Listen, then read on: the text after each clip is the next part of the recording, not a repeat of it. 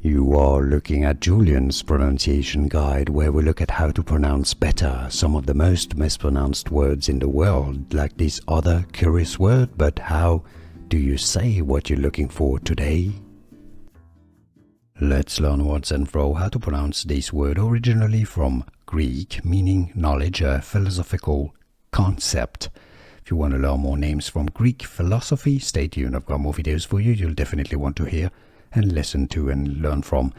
Episteme, that's from the Greek pronunciation, episteme.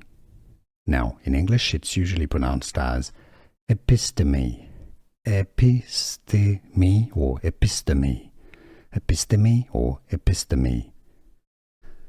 Here are more videos on how to pronounce more confusing words and names too many mispronounced. Like this video if you found it useful. I appreciate your support. I'll see you soon and thanks for watching.